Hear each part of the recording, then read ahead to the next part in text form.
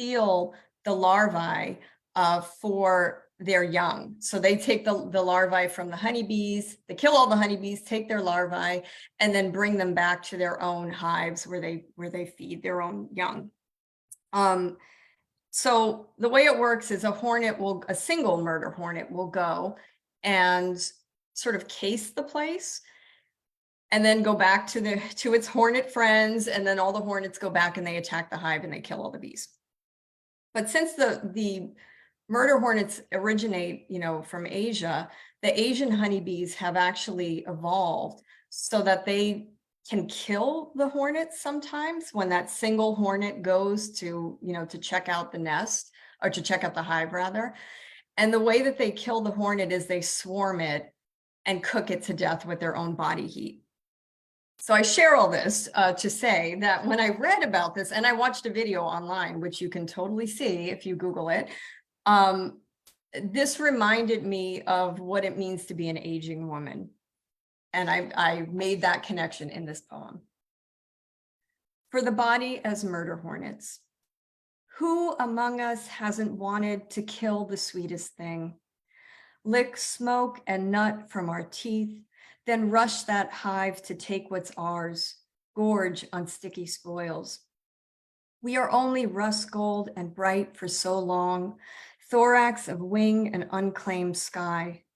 And we're so tired of sucking the sap, bark-parched lips making do with sugar scraps. And we've got so many mouths to feed. They burrow inside the dark of our spleen, open tiny pincer-like jaws. Who hasn't felt that aching maw begging more, more? And who wouldn't risk it? Thick winged vibration, fire heat of slick abdomen. To be the danger again, a threat, red hot harm burning alive in the eye of the swarm. So my micro chapbook, this body I have tried to write, is largely about my experience with breast cancer and the reach that cancer has had across generations of my family and even across my circle of friends. So this poem is kind of like what I would consider an overview poem of that history, and it comes early on in the chapbook. That episode of 90210 when Brenda finds a lump. She, Kelly, and Donna do self-exams of their breasts, follow step-by-step instructions in an issue of some teen magazine on breast cancer awareness. 4 years before my mother's first diagnosis, 8 before her second, 4 springs and 1 fall before I sit with her in the waiting room of the oncologist's office, study an arrangement of tiger lilies, orange, black specked, my arm touching hers, and the thought that the whole room is dandelion spores might float away if not for tumor-thick blood. Brenda finds a lump 40 minutes before the kids at West Beverly take the SATs, 30 before Andrea removes her glasses in Steve's bedroom, before they make out on his bed.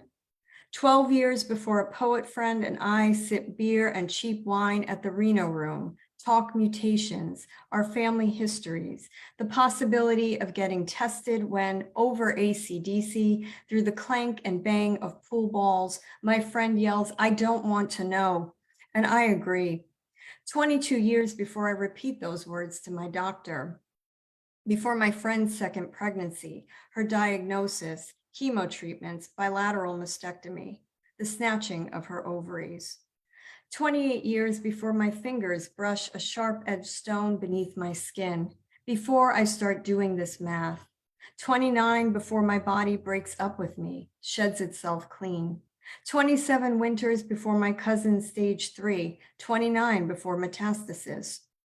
Brenda finds a lump 20 summers before I meet my husband, 25 before my father slips from this life, 30 Februaries before the James Webb Space Telescope gets its first glimpse of galaxies more than 13.5 billion light years from Earth, before it calibrates and calibrates out there in space to bring before into focus. Brenda finds a lump and is fine in the end. It's never spoken of again.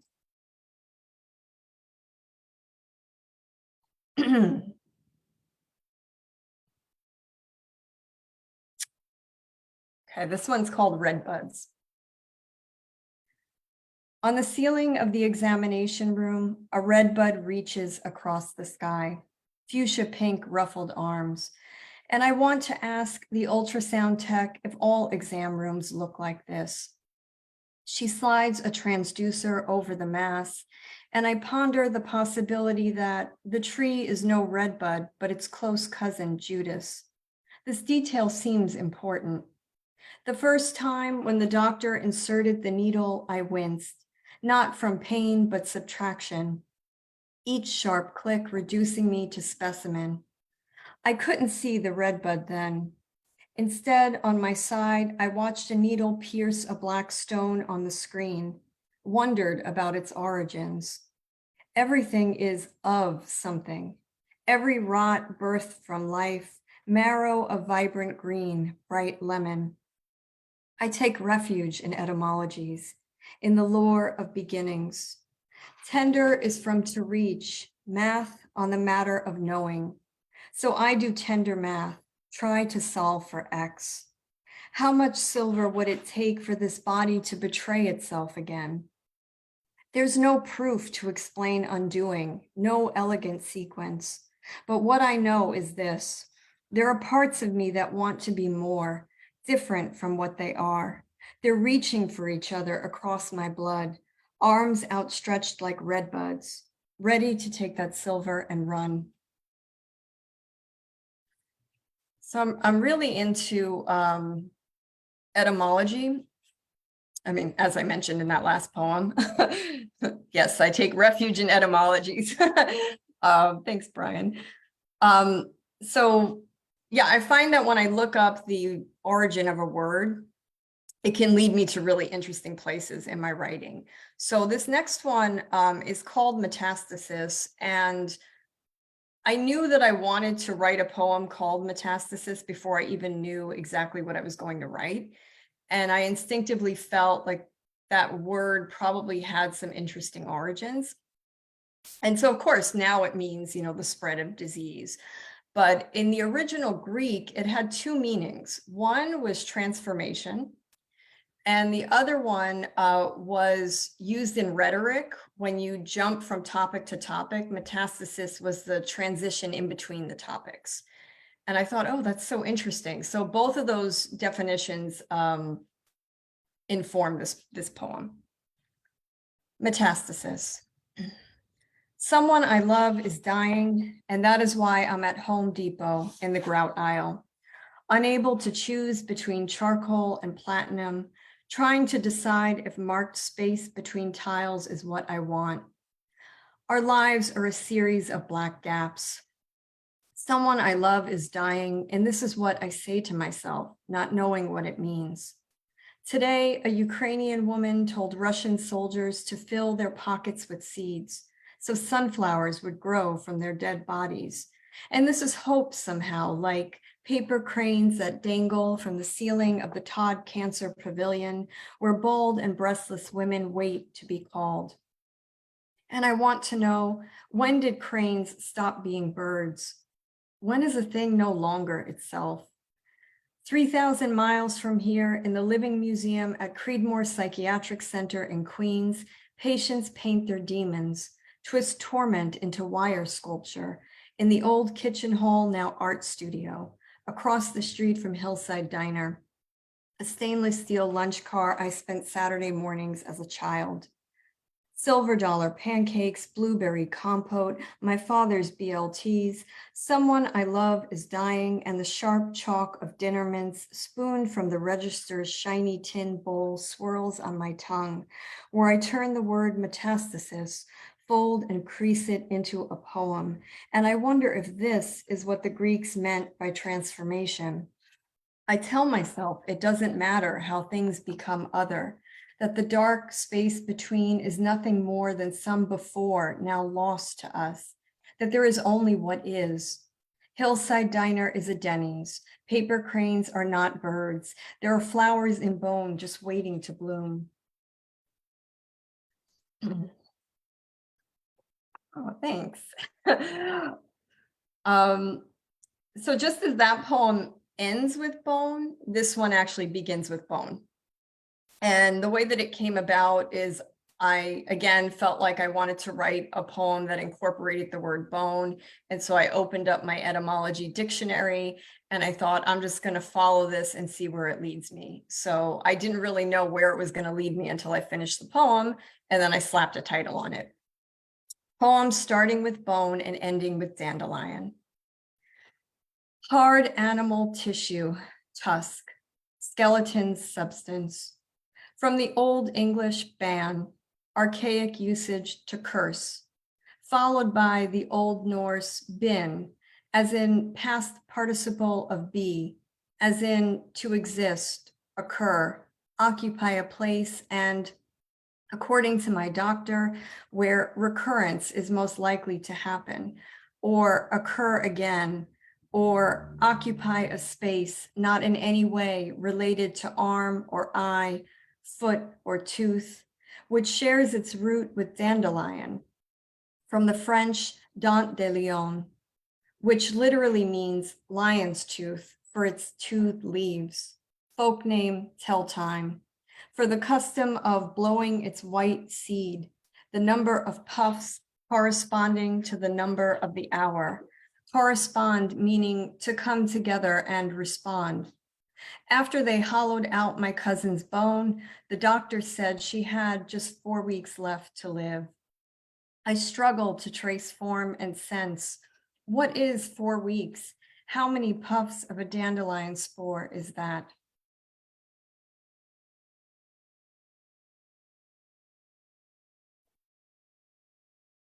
Okay, this is going to be my last one. I don't know if we have any Sopranos fans in the audience here, but yes, okay. All right, so you may get some of the references here. And if you don't know the Sopranos, that's okay too, but you really should watch it. Okay. I think of that Sopranos episode where time is a horse. How Ralphie sets it on fire, tries to kill time. How even after it's dragged away, all limp hooves and singed fur, chained bones beneath a burlap blanket, it snakes its way through the paddock dirt to Tony's dream, where he rides it backwards in his living room, tells Carmela he wants to come home.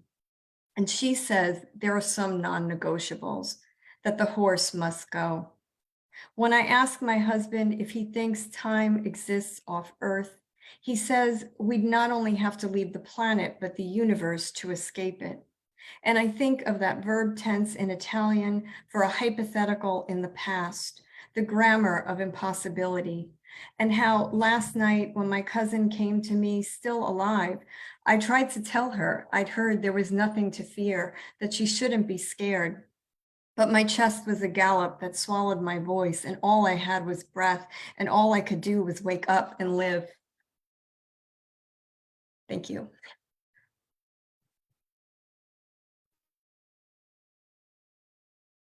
Thank you so much for sharing those poems. I'm really excited to talk more about them during the QA at the end. And yes, thank you again, Janae. And I am going to drop your website one more time in the chat. And next, in this wonderful evening of poetry, we have Athena Nassar, who is an Egyptian-American poet, essayist, and short story writer from Atlanta, Georgia. Her debut poetry collection, Little Houses, is forthcoming from Sundress Publications in January 2023.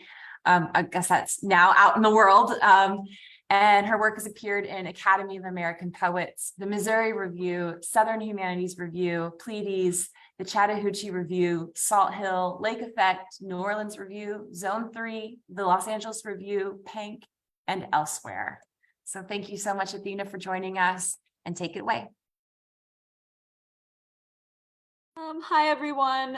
I just wanted to say thank you so much for having me. Today, I'm going to be reading a few poems from Little Houses, my debut poetry collection. And I'll just start now. Thank you, everyone. Not because they love me.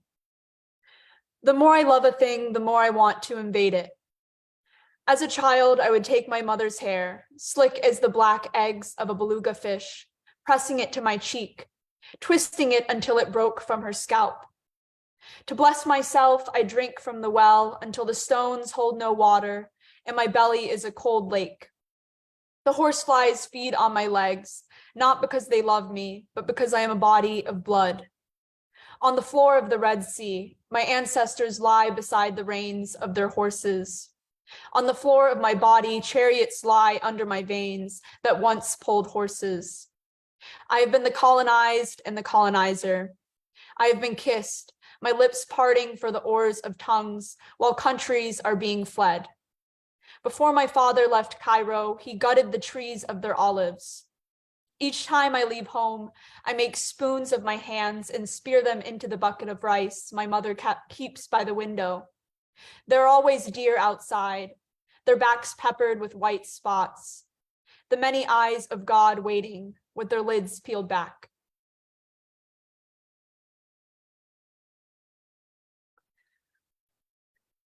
Okay, so just for a little context for this next poem I'm about to read, it's dedicated to a guy I dated when I was a senior in high school, who had Asperger's. And I would also say he was probably the first person I ever loved in that way. So yeah, it's divided into 3 sections, and each section's title is a place that carries moments of recognition for me and our relationship. Marmalade. 1. Virgin Islands. On our last trip together, I am on a catamaran with him and his family. We're both sprawled out on this netting, the water splashing against our backs, and a crew member offers us these tiny sandwiches. He asked me to take a picture of him, and when he isn't satisfied with the first, he asks me to take another and another. I take over 100 pictures, but he claims each one looks like the embodiment of autism. He cries as the boat pulls into the dock and says, "You'll find someone much better looking who doesn't have Asperger's when you go to college." Because I love him, I fear I will have to take care of him for the rest of my life. My fear, a fat whale I hide in my gut. 2. Cherry Capital Airport. He says old people look like snapping turtles, and I see us walking through the grocery store, pushing our pudding-filled carts as if we are wading through quicksand. For now, we push only our suitcases, the planes landing on the tarmac like snowflakes. Outside, the cries of bluebirds rise above the coagulated membrane of cherry trees. 3. Seaside, Florida. He tells me to close my eyes and stick my hands out, but this is my greatest fear. When I tell him this, he laughs, says he wants a small wedding in Vermont and 3 children. He tells me, "You shouldn't be afraid of small creatures." So I close my eyes, make my hands a cradle to hold the ocean until it's still. A clear marmalade slides through my fingers, beautiful in its coldness. Later, I will learn these were jellyfish eggs and remember their arms that hung from their bodies like ruffled skirts, the bridal gowns they will wear until they are swallowed by something much bigger than them.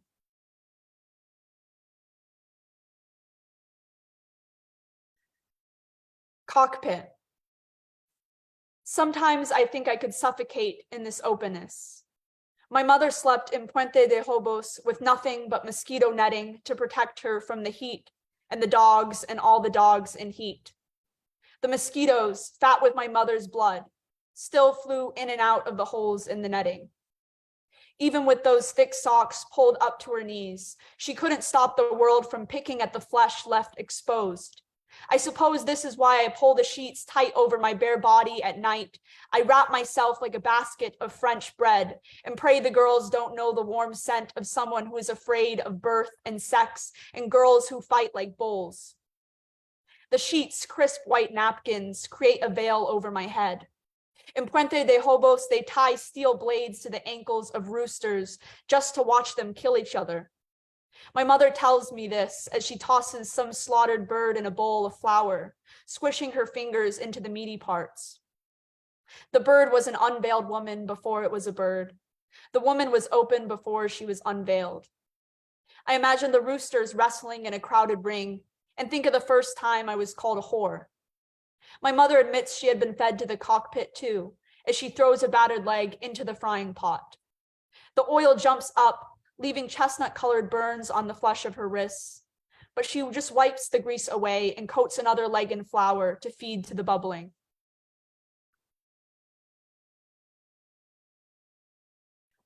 The performance. Someone wishes me a blessed solar return, and later that night, I blow out my candles, little wisps of smoke dancing around the puffed-up souffle. Sometimes I wish to be the man in the strip club with his hands behind his head, or rather the woman popping her perfectly round ass against his lap, a big-ass planet orbiting to the beat of Megan Thee Stallion singing body yaddy yaddy yaddy yaddy. I wonder what it would feel like to undress myself to that kind of praise, to squat naked in the center of someone's universe and say, don't touch. On the streets of Paris, the woman they called the Hottentot Venus was purchased by a man who showcased her beside a rhinoceros. Those who passed would gawk at her full body draped in ostrich feathers, stick their hands through the cage to squeeze the fat on her hips. They pulled at her brown flesh as if she had the thick hide of the rhinoceros itself. She did not get to undress herself. This was done by the men who paid to strip her of her feathers. I do not wear feathers. When I give myself to someone, I am the one who gives myself back. When I blow out my candles, everyone's sitting wide-eyed around the table. There's a part of me that wishes to light them and blow them out, just to light them again. After the applause, I drag the knife through the souffle and pull it out, custard dripping from the blade.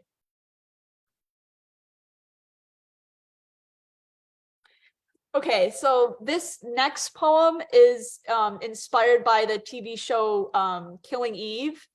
And if you haven't seen it, it's about an investigator named Eve who becomes obsessed with catching this female assassin named Villanelle. And in the poem, I assume the POV of Villanelle, and it's titled Athena's Villanelle.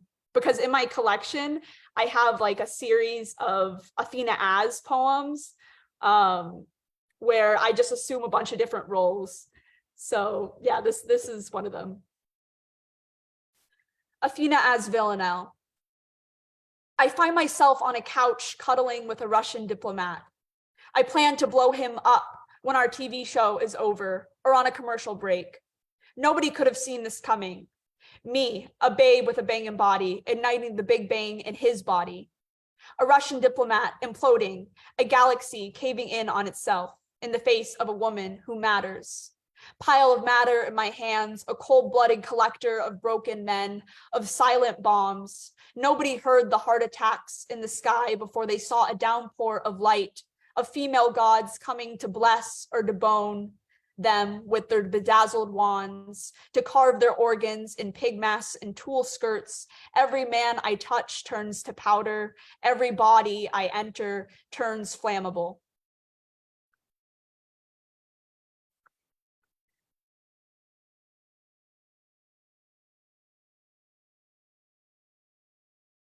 Coming of age. Tonight, I eat my dog in a fever dream. The internet says I'm too young to have a heart, so I forgive myself for the slaughter. I let her outside for too long. I search for her somewhere between my house and the river where the dead fish lie, belly up. A heart should be there beating, just under the water, running with blue flesh. I do not claim to be humane in the coming of age film, where I bite off my mother's hand and grow into a better woman after I swallow the hand. I blame the mouth for its hunger. I blame the dog for running. Tonight, the river begs to feed on the marrow of some wild animal, its throat blue with transparency, with smaller rivers, with little tongues lapping at my feet. The internet says a dream is runoff from a past life. I stick my arm into the stream and pull out the meat of the world, thrashing its cold body against my wet face before slipping back into the stream. Nobody told me how to stop the crying after the push. I grow tired of looking for the living in the mouth of the dead. So I returned to my house without the dog, tuck my tail between my legs and asked for another dog, one with brown spots and no teeth. Promise I won't let her slip down into the river this time. Only this time I sleep tonight, my dog scratching at the door.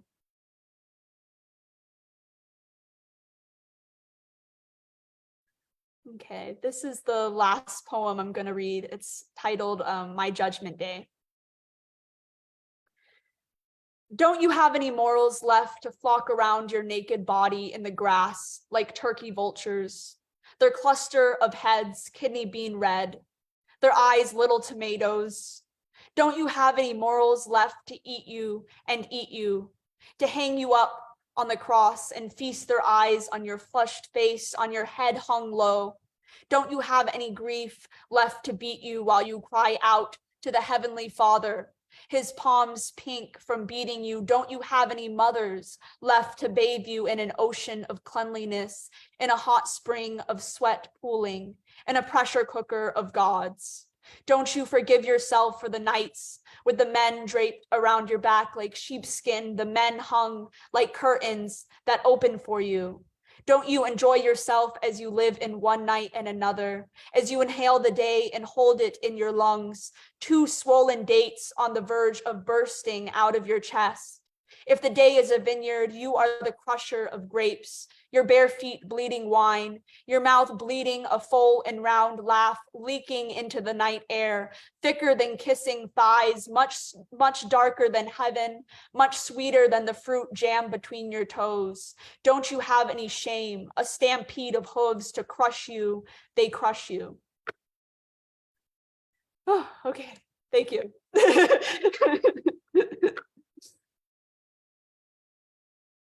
That was fantastic. Thank you so, so much for reading your work and sharing that with us. I know our chat is pretty active, so I'm anticipating lots of questions from everyone. And this is the QA part of our reading.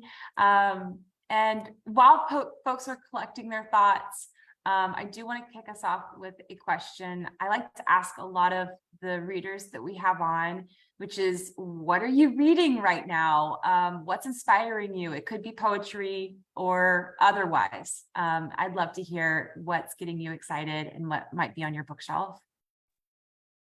Well, I just finished Mag Gabbard's debut book of poems. It's called Sex, Depression, Animals.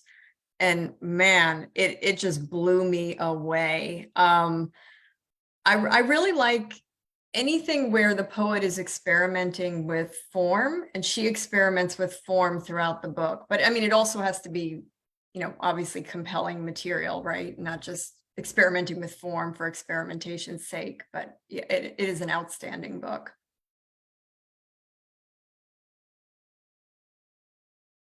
Yeah, well, I'm reading a couple of things right now. I'm going to Vanderbilt's MFA program in the fall. And so Major Jackson's going to be my mentor there. So I wanted to get a bunch more of his books. So I've been reading his most recent collection, The Absurd Man, recently, and I've just been loving it. And also I just got Then the War by Carl Phillips, since I saw that won the Pulitzer recently. So I was curious about that. I bet that's going to be wonderful. I've also been reading Chen Chen's new book, Your Emergency Contact Has Experienced an Emergency. And I love all of Chen Chen's work. And as far as fiction, I've been really loving Brandon Taylor. I'm reading his novel Real Life, but also I would also recommend his short story collection Filthy Animals. So yeah, that's what I've been reading. I'm writing all of these down. Thank you. And coincidentally, Chen and Mag Gabbard are really good friends. They work together at the same university. So I love Chen too. Good stuff. Yeah, I feel like his poems are so playful, and I always want to I try to incorporate a certain playfulness into like my Athena as poems. Mm-hmm. Looks like we have a question in the chat. This is for Janae. I can read it out loud too for folks. The Murder Hornet poem displays your interest in and aptitude for etymology, but it also displays a powerful use of extended metaphor in a way that seems a new dimension for you. Is this new to your writing? I don't know if it's new to my writing in general, like if I think about my whole life and all the poems I've written over the course of my life, but I think extended metaphor is used extensively in this new group of poems. And, because I found that I needed to use metaphor, extended metaphor in particular, in order to talk about my cancer experience. I mean, the Murder Hornet poem is not really about that, but it's about, a changing body, getting older, which is also kind of related to the cancer experience as well. And so there are a lot of poems in my chapbook and in the, I'm now working on a full-length collection that use extended metaphor. It just gives me almost like a new vocabulary for approaching these very difficult topics. I wasn't quite sure when I first started writing about my cancer experience how to approach that, because everything was coming out kind of like very literal and sort of emo and not not good poetry at all. Like, it was pretty bad. And so it really took me a while to figure out how to write about it, and metaphor, and in particular extended metaphor, gave me that path to do that. It also seems kind of connected to your poem, Metastasis, because of that idea of, the connections between things. And when you stack up these almost like at first almost dissimilar scenarios or events or objects or items, like they start to become almost like these, you start building these connective tissues between them. And like that, I feel like those ideas are very connected. It's really interesting.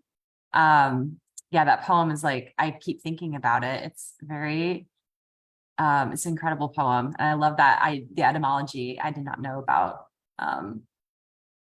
Yeah. Thank you. Do folks have other questions for the chat, or you can also feel free to come right off of mute too.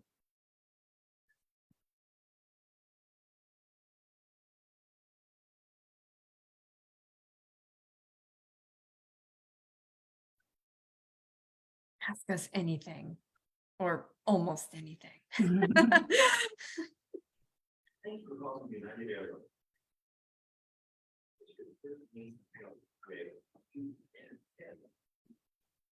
Well, I'll go again.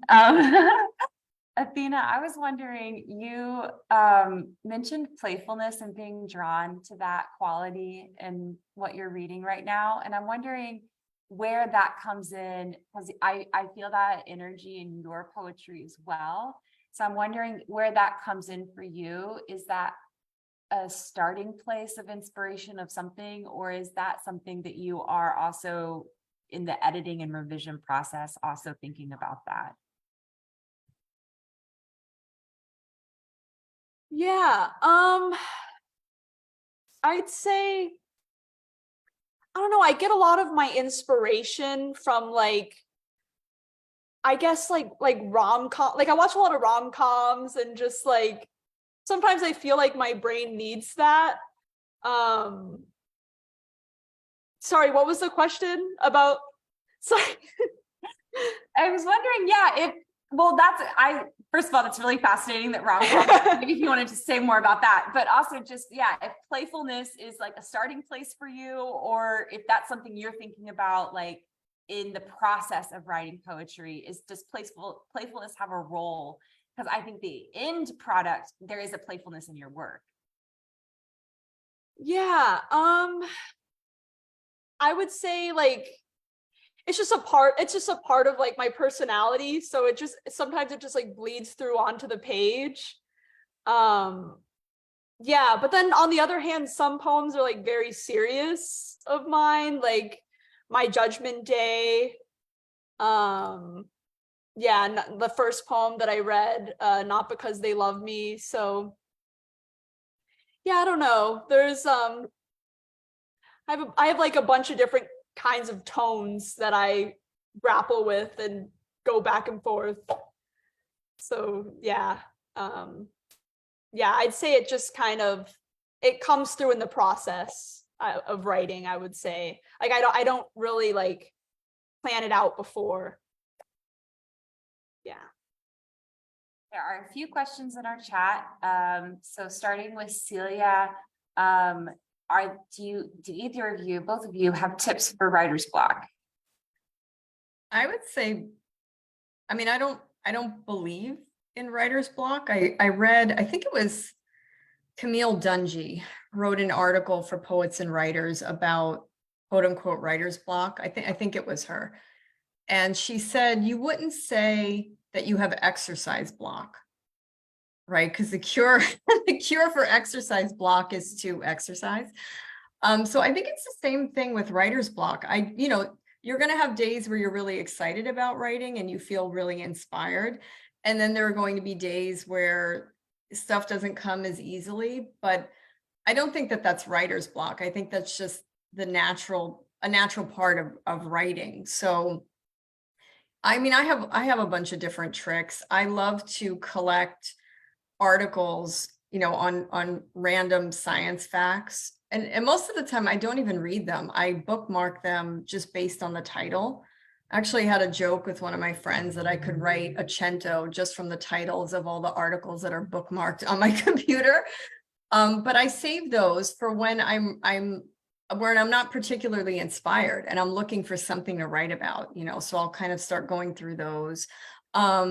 Using my etymology dictionary, when you're really stuck, just open up a dictionary and start reading and something will come up. I'm just inspired by so many different things. I mean, rom-coms, that's really interesting. I don't watch rom-coms at all. And I barely read fiction, to be honest. So I read a lot of nonfiction, I read a lot of poetry. But lately, what's been inspiring me are documentaries about musicians. I love documentaries about musicians. So I recently watched this fantastic documentary on David Bowie called Moon Age Daydream, which is just, it's so good. And I know that I'm going to write at least one poem from that. So yeah, I think just like getting it out of your head that writer's block exists. That would be my recommendation for how to get over it, and just treating writing like you would anything else. So if you go to the gym to exercise, you have to sit down and force yourself to write.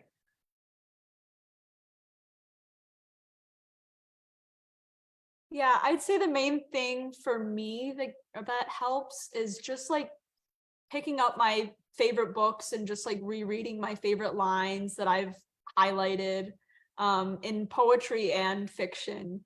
That usually really inspires me.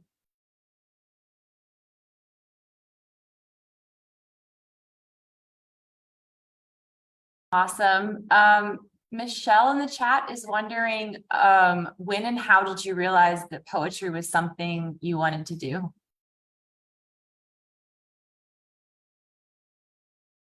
I could take this one. Yeah, so I went to an arts boarding school, Interlochen Arts Academy, my last year of high school. And that's when I really decided that I want to write like as a career.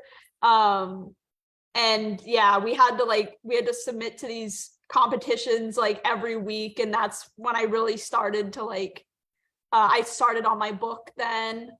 But yeah, just the people that I met there, I made like lifelong friendships, and I just loved it there. So yeah, that was definitely the time. I mean, I started writing poetry when I was a child, but I'm not sure when I made the decision to really pursue it, very seriously. Maybe high school or college. I was always writing in high school, and then in college, I took a bunch of creative writing classes, and then I eventually went on to get an MFA. But yeah, it's really hard to say. I feel like it's been such a part of my life for so long that I don't remember consciously making that decision, to be honest. I know that's not a very satisfying answer, but it's the truth.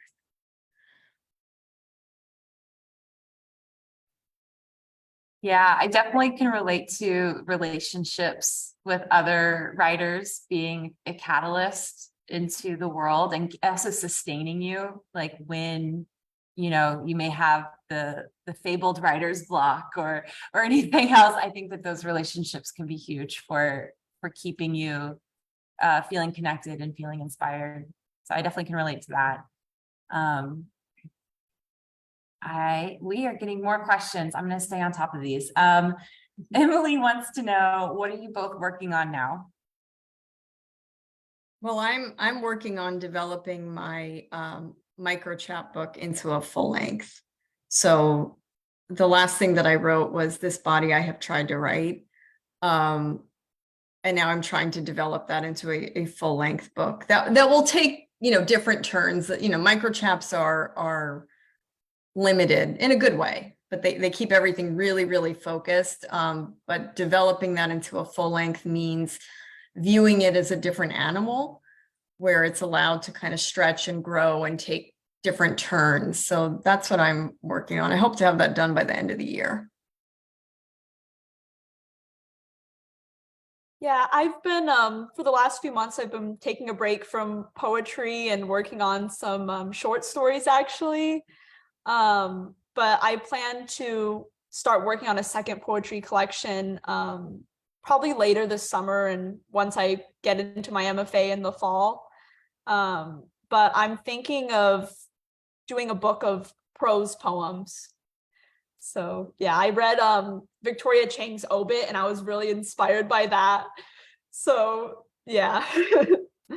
Yeah, definitely. Victoria Chang, everything. Yeah. Everything Victoria Chang, yes. Love her. Those both sound like really awesome projects. Growing a micro chapbook into a full length is, I think I would have a lot of follow-up questions about like, how does one? And then also, yeah, like being able to move between poetry and prose is easy to get. I'm intimidated by that. So to write in both of those ways is a skill for sure. We have one more, at least one more. There might be more. Brian's asking, how does pop culture affect your writing, literally, metaphorically, subconsciously? And Janae, were you devastated and did you cry from the horse fire in The Sopranos? I'll answer the second question first. Yes, I was devastated. And I think I did cry a little bit. Yeah, it's funny because Brian, I actually know Brian. I've known him for many years and we were in an MFA program together. And back then I was not writing about pop culture at all. Maybe I had like one poem that had a pop culture reference. And so I've never really thought of myself as a person who utilizes pop culture in my work, but lately I do. I mean, my micro chapbook is 10 poems. And there are all kinds of pop culture references all over that book. And I can't explain it because it's not like I go seeking out that inspiration. It's just, like that 90210 poem. I had not seen that episode of 90210 since I was like 14 years old. And I hadn't thought about 90210 in all those years. And I was literally just eating breakfast one day and that episode popped into my head. I have no idea why. I have this obsession with 2001: A Space Odyssey. And again, that was a movie I had not seen since I was like in college a million years ago. And for some reason, it resurfaced in my brain. And now it's just a thing that I'm on. And it works its way into different poems in the microchap. So yeah, I think for me, it might be more subconscious, like it just kind of slips into my subconscious and then eventually resurfaces. And I don't know if it's that this is the big mystery, right? Do we notice things and then we kind of store them in our brain for later use? Like, oh, I'm gonna need that one day, like 20 years from now, I'm gonna need to pull that out of my brain and put it in a poem somewhere. I have no idea. It's such a great question. But it certainly helps with metaphor. I mean, especially as I'm thinking about extended metaphor and working that into my poems in this collection, those pop culture references really do come in handy.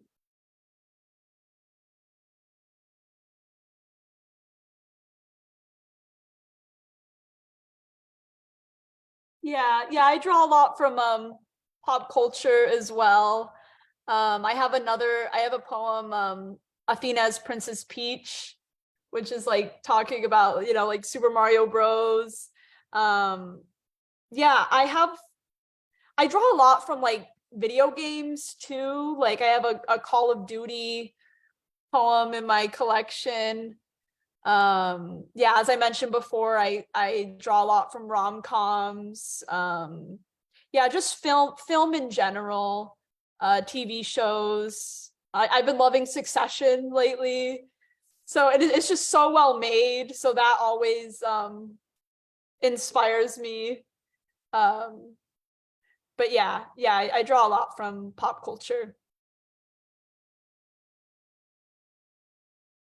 We don't have much time left, but do either of you have questions for each other that you would like to ask?